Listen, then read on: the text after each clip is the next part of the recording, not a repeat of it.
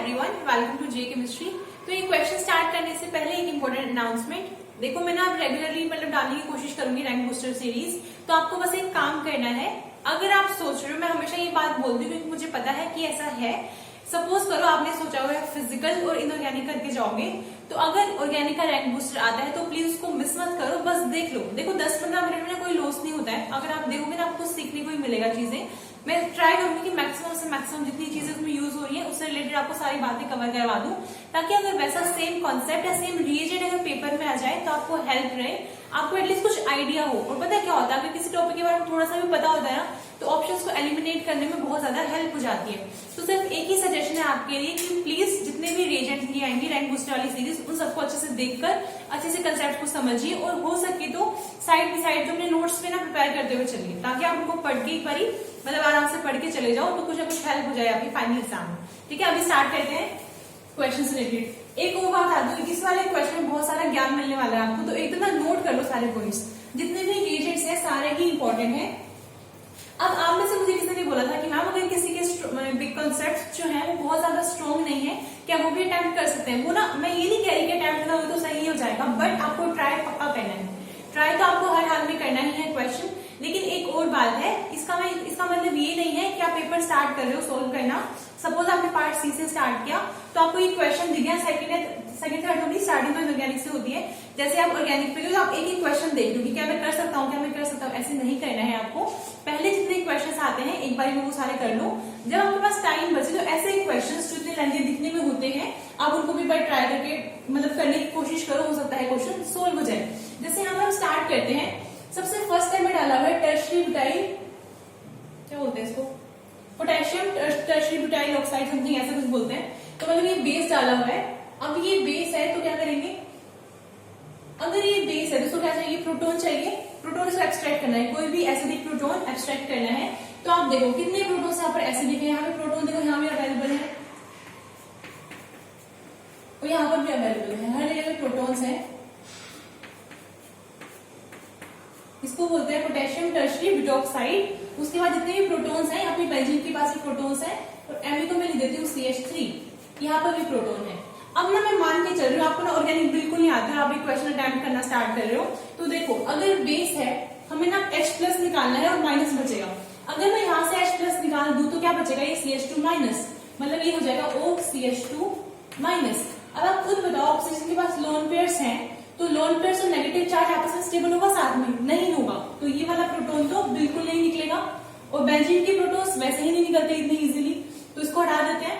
उसके बाद ये वाला प्रोटोन देखो, अगर आप ये वाला प्रोटोन निकाल दोगे तो हमारे पास क्या बचेगा, इधर कार्बोनिल ग्रुप है, यहाँ से आपने H+ निकाल के यहाँ पे बचा है माइनस, और एक H और बचा हुआ ऐसे है। अब ये क्या हो सकता है, इधर मैं कर दूं नेगेटिव चार्ज, यहाँ पर आ जाएगा पॉजिटिव, तो ये पास हो जाएगा O-, इधर डबल बॉन्ड और ये ऐसे, मतलब जो ये नेगेटिव चार्ज यहाँ पर आया है, इनोलेट फॉर्मेशन होके ये क्या है, स्टेबलाइज। तो स्टेबलाइज होने की वजह से सबसे पहला प्रोटोन कहाँ से निकलेगा, यहाँ से। तो जैसे ही प्रोटोन निकलेगा, यहाँ पर भी आ जाएगा माइनस चार्ज, यहाँ पर आ गया अभी, ठीक है। उसके बाद देखो, एक तो ये पॉसिबिलिटी है, नेक्स्ट में क्या होगी, कॉन्जुगेशन होगी, रेजोनेंस दिखाएंगे, तो ऐसे हो सकता है। अब नेक्स्ट स्टेप में क्या है, इसी स्टेप में क्या डाला हुआ है साथ में, CH3I। ये तो आपको देखते ही पता चल रहा होगा। अगर आपको ऑर्गेनिक नहीं भी आती है, फिर भी ये तो पता चल रहा होगा जो हेलोजेंस होते हैं ये क्या होते हैं, अच्छे लिविंग ग्रुप्स होते हैं। तो I- बहुत ही अच्छा लिविंग ग्रुप होता है, बहुत ही आराम से निकलेगा। तो जैसे ही I- गया, हमारे पास क्या बचा, CH3+। इतना ठीक है, बिल्कुल सिंपल है। अब आपको अटैक करवाना है। अब दो बातें आती हैं, एक तो आपका नेगेटिव चार्ज यहाँ पर बना है, और एक कॉन्जुगेशन में जाने के बाद ये ऐसी पॉसिबिलिटी यहाँ पर O- बना है। तो कौन सा अटैक करेगा, O- इस पर अटैक करेगा या फिर ये वाला अटैक करेगा? तो मैं आपको हमेशा ही बता चुकी हूँ, ऐसे वाले केसेस में हम क्या लगाते हैं, हार्ड इंटरेक्शन और सॉफ्ट इंटरेक्शन। मतलब हार्ड वाले जो होंगे उनका जो बॉन्ड होता है वो स्ट्रॉन्ग होता है। यहाँ पर कोई कार्बन है, तो कार्बन का बॉन्ड ज्यादा स्ट्रॉन्ग है in comparison to oxygen carbon bond. इसलिए क्या होगा, ये यहाँ पे अटैक करेंगे, मतलब जो ये माइनस चार्ज यहाँ पे अटैक करेगा CH3 पे, तो हमारे पास क्या बनेगा, मैं डायरेक्ट नहीं लिख रही हूँ, हमारे पास क्या बन जाएगा, CH3। इतना ठीक है। अब आपको एक चीज और ध्यान से देखनी है कि यहाँ पे कितने लिखे हुए, 2 इक्विवेलेंट। सपोज करो आपने ये नहीं देखा, आपने पहले ऑप्शन नहीं देख लिए सारे, आपको दिख रहा है हर जगह पे एक चीज कॉमन है, CH3 दो बार लगाए हुए सब में। तो इस तरह आपको फर्स्ट स्टेप वैसे ही क्लियर हो जाएगा। अब क्या होगा, 2 इक्विवेलेंट है, मतलब एक बार तो उसने एक प्रोटोन को निकाला, अब एक और प्रोटोन अवेलेबल है, एक बेस भी अवेलेबल है, साइन आएगा, और फिर ये भी 2.5 इक्विवेलेंट अवेलेबल है, मतलब एक और मिथाइल हमें मिल सकता है। तो फिर क्या होगा, यहाँ से आ गया CH3 इतना, ठीक है, जो कि बहुत ऑब्वियस भी है ऑप्शंस को देखकर भी। तो इतना हो गया। अब हमारे पास नेक्स्ट स्टेप में क्या है, ऐड किया हुआ है NaBH4 और मिथेनॉल। NaBH4 क्या होता है, रिड्यूसिंग एजेंट। जैसे मैंने आपको रिएजेंट्स में पढ़ाया है LiAlH4, जैसे यहाँ से हमें क्या मिलता है H-, तो ऐसे ही NaBH4 से हमें क्या मिलता है Na+BH4-, और यहां से फिर आता है हमारा H-। तो यहाँ पे क्या होता है, ये होता है रिड्यूसिंग एजेंट। अगर आपको मैकेनिज्म में नहीं जाना है इन केस, तो आपको बस इतना याद रखना है, जो NaBH4 होता है वो कार्बोनिल ग्रुप को किसमें चेंज करता है, अल्कोहल में। इतना आपको ध्यान रखना है। क्या करेंगे इसके लिए, सपोज करो यहाँ पर है एल्डिहाइड, इस तरह से एल्डिहाइड है, इसमें आपने डाला NaBH4, तो ये क्या होगा CH2OH, मतलब एल्डिहाइड को चेंज करेगा प्राइमरी अल्कोहल में। और अगर यहाँ पर होता है कीटोन, लेट्स से यहाँ पे मैं CH3 लगा दूं, अगर ये कीटोन है, इसमें आप ऐड कर रहे हो NaBH4, तो इसको किसमें कर देगा, सेकेंडरी अल्कोहल में। बस आपको इतना ही ध्यान रखना है। तो हमारे पास अब क्या है, कीटोन ग्रुप तो यहाँ पे अवेलेबल है, तो ये क्या करेगा, कीटोन है वो भी, तो इसे क्या करेगा, सेकेंडरी अल्कोहल में चेंज कर देगा। मतलब यहाँ पे क्या आ गया मेरा OH और यहाँ पर आया H। इतना ठीक है। अभी क्या करेंगे, नेक्स्ट स्टेप में हमारे 2 स्टेप क्लियर हो चुके हैं। उसके बाद यहाँ पर देखिए, ये लगाएगा पिरिडीन है यहाँ पर और ACCl। कई बार क्या होता है, कंफ्यूजन हो जाती है। जैसे ना एक होता है फोबिया होता है, क्या होता है, ऑर्गेनिक, हमें ना ऑर्गेनिक नहीं आती, बस ये थिंकिंग होती है। तो हम क्या करेंगे, जो बेसिक चीजें ना वहां पे भी गलती करेंगे, आपको साथ साथ बताते हुए चलती हूँ। यहाँ पे जो ये लिखा हुआ है THF, ये क्या है, टेट्राहाइड्रोफ्यूरान, ये क्या होता है, सोलवेंट। और उसके बाद ऐसे यहाँ पे जो मिथेनॉल है, ये भी सोलवेंट है। पिरिडीन यहाँ पर जो लिया हुआ है, पिरिडीन के अंदर डाला हुआ है एसिटाइल क्लोराइड, तो यहाँ पर पिरिडीन सोलवेंट है। और पिरिडीन काम किसका कर सकता है, बेस का, क्योंकि पिरिडीन क्या होता है, ये होता है आपका पिरिडीन, इसके पास होता है लोन पेयर्स, तो ये इजिली क्या कर सकता है, H+ को निकाल सकता है। अब देखो, क्योंकि ना ये बल्कि है, मतलब पूरी रिंग लगी हुई, तो इतना अच्छा न्यूक्लियोफाइल नहीं है। न्यूक्लियोफाइल और बेस में डिफरेंस इतना है कि बेस जो होता है वो H+ पे अटैक करता है, मतलब प्रोटॉन पे अटैक करता है, और जो न्यूक्लियोफाइल होता है वो प्रोटॉन को छोड़ के बाकी कहीं और अटैक करता है, जैसे सपोज कार्बन पे। ओके, इस तरह से हम देखते हैं। तो यहाँ पे क्या है, और हाँ एक और बात, जो न्यूक्लियोफाइल होते हैं वो हमेशा लेस बल्की होने चाहिए। जो बल्की न्यूक्लियोफाइल होता है वो जनरली अटैक नहीं करता है, फिर वो एज अ बेस काम करने लग जाता है। तो यहाँ पे क्या करेंगे, एज अ बेस काम करेगा। अब बेस है, देखो इसको चाहिए एसिडिक प्रोटॉन, यहाँ पे जो एसिडिक प्रोटॉन थे वो तो निकाल लिए हमने, सारे 2 थे, दोनों ही हमने निकाल लिए। अब क्या है हमारे पास, जो बचा है हमारा, उसको ध्यान से देखो, एसिडिक प्रोटॉन कौन सा है, तो आपको बहुत ही इजीली पता चलेगा। जो भी प्रोटॉन अटैच होता है किसी इलेक्ट्रोनेगेटिव एटम से, तो क्या होता है, वो एसिडिक होता है। तो यहाँ पर ऐसा कौन सा प्रोटॉन है जो उससे लगा हुआ है इलेक्ट्रोनेगेटिव से, वो है हमारा अल्कोहल वाला। जो ये वाला H है, ये बहुत ही ज्यादा एसिडिक है, ये है हमारे पास। तो क्या करेगा, पिरिडीन यहाँ से H+ निकाल लेगा और ये बन जाएगा हमारा O-। उसके बाद ये है ACCl। मैं आपको बहुत सारी वीडियोस में बता चुकी हूँ, AC क्या होता है, COCH3। ये हमारा ग्रुप होता है AC, जिसको हम बोलते हैं एसिटाइल। ठीक है, अब आपको क्या करना है, इसका लगा हुआ है Cl, तो आप क्या करोगे, यहाँ पर आपका माइनस साइन आया है, तो क्या होगा, इधर से बॉन्ड ब्रेक होकर इधर आएगा नेगेटिव, इधर आएगा पॉजिटिव, इधर लगेगा जैसे ही, तो यहाँ पे क्या बन जाएगा O-CH3, और यहाँ पर Cl है। सपोज करो यहाँ पे पूरा ग्रुप लग गया। नेक्स्ट स्टेप में क्या होगा, Cl- यहाँ से निकलेगा, और जैसे ही प्लस आएगा तो ये बना लेंगे यहाँ पे बॉन्ड। तो मतलब मेरा हुआ क्या, जो ये वाला ग्रुप है इसके साथ हो गया है मेरा CO, ऑक्सीजन यहाँ पे लगा हुआ है, तो क्या बनेगा OCO-CH3, तो ये बन जाएगा मेरा OCO-CH3। अब आप ना यहीं पर रुक जाओ, आपको सिर्फ इतना ही देखना है। अभी ध्यान से देखो, जो ये वाला ग्रुप है क्या बोलते हैं, AC, तो मतलब ये होगा OAC, ये मेरा ग्रुप है। आप देखो यहाँ पे क्या है, OAC, यहाँ पे इतना सारा लगा हुआ है A वाले में। अभी हम A पे पहुंचे नहीं है, अभी और भी रिएजेंट बचे हुए हैं, बट अभी तक हमने देखा कि हमने इतना बना लिया है। तो मतलब हम ना यहाँ पे शुरू हो गए कि OAC तो मतलब आ रहा है, तो ठीक है, हमारा कुछ क्वेश्चन तो ठीक होना शुरू हो गया है। अब ना आपको एक चीज ध्यान रखनी है, आपको मैं आगे बताऊंगी। चलो ठीक है, हमारा ये वाला स्टेप भी कंप्लीट हो गया। अब लास्ट बचा हुआ है CF3COOH और यहाँ पे AP3SiH। अब पेपर में ना ये पॉसिबिलिटी है कि आपको ना ये रिएजेंट ना पता हो, क्योंकि ऊपर वाली चीजें फिर भी बेसिक थी, बट जो ये वाला रिएजेंट है ये थोड़ा सा अलग है, मतलब अब सपोज करो आपको नहीं पता है तो मैं आपको बता देती हूँ किस तरह से करेंगे आप। देखो अगर ये है 83SiH, तो सिलिकॉन किसका पार्ट होता है? अब ना मैं यहाँ पे इमेजिन कर रही हूँ कि आपको ना ऑर्गेनिक नहीं आती, सपोज आपको ऑर्गेनिक नहीं आती है, बट इनऑर्गेनिक तो आती है ना। इनऑर्गेनिक से पता है ना डी ऑर्बिटल, तो यहाँ पे होता है कार्बन, कार्बन नीचे होता है हमारा कार्बन सिलिकॉन, इस तरह से। तो मतलब ये कार्बन वाले ग्रुप का है, कार्बन वाले ग्रुप का है, मतलब इसके कितने होने चाहिए? 4 बॉन्ड, तो इसके पास 3 इथाइल लगे हुए, 1 H लगा हुआ, 4 बॉन्ड तो इसके कंप्लीट है। तो अभी ये कुछ भी नहीं देगा, ना तो ये H प्लस दे सकता है, ना ही H माइनस दे सकता है। जब तक ये ऐसे है कुछ नहीं देगा। अब हम क्या कर सकते हैं यहाँ पर, जो ये एसिड ऐड कर, अब जो ये है CH2Cl2, ये क्या, इसको हम बोलते हैं DCM, डाइक्लोरोमीथेन, डाइक्लोरोमीथेन। तो ये क्या है? सॉल्वेंट है। हमें काम सिर्फ किससे है? ये वाला रिएजेंट और साथ में डाला हुआ एसिड। अब ना एक चीज ध्यान से देखो, ये हमारा CH3COOH, ये एसिड है हमारे पास। अब क्योंकि ये एसिड है, बहुत ही ज्यादा स्ट्रॉन्ग एसिड है, क्योंकि इलेक्ट्रॉन विड्रॉइंग ग्रुप लगे हुए हैं, तो ये H प्लस इजिली निकलेगा यहाँ से, ऐसे हो जाएगी।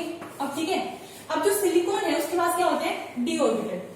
अगर डी ऑर्बिटल इसके पास यहाँ पर है तो वो एम्प्टी है, तो क्या हो सकता है? इलेक्ट्रॉन जा सकते हैं यहाँ पर। तो क्या करेंगे, जो ये CH3CO माइनस है, यहाँ पे इलेक्ट्रॉन जैसे दे दिया इसने, तो हमारे पास क्या बनेगा? ये है सिलिकॉन, यहाँ पर लगा हुआ है H, इधर लगे हुए 3 इथाइल, और अब लग गया है ऑक्सीजन, उसके बाद CO और इधर CH3।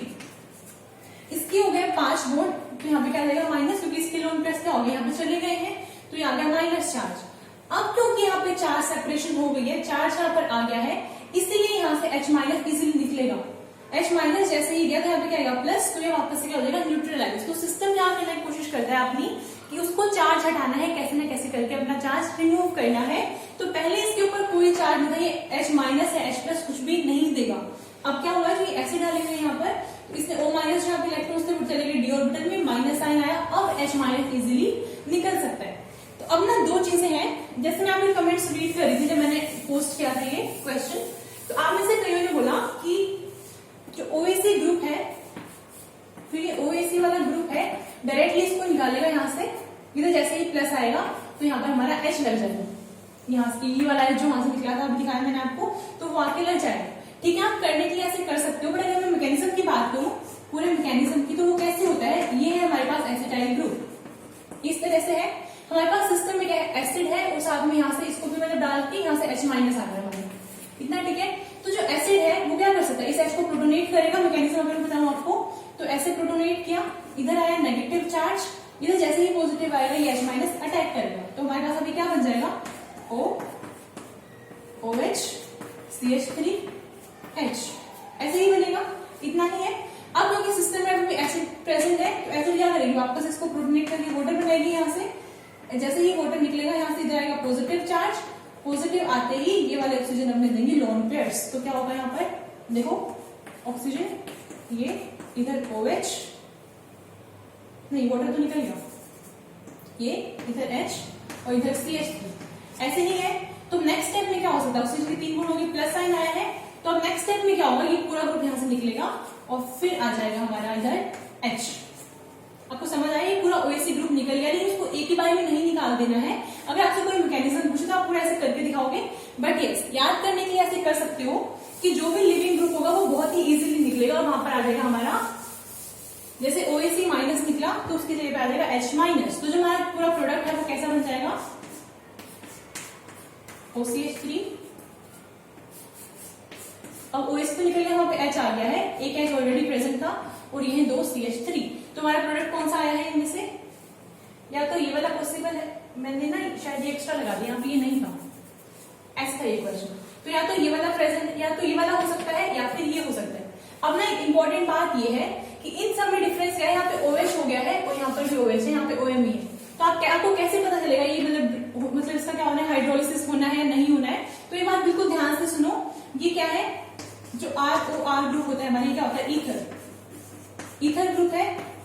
जो ईथर होता है वो होता है बेस रेजिस्टेंट, मतलब बेसिक मीडियम में उसका हाइड्रोलिसिस नहीं होगा और एसिड ले पाएगी।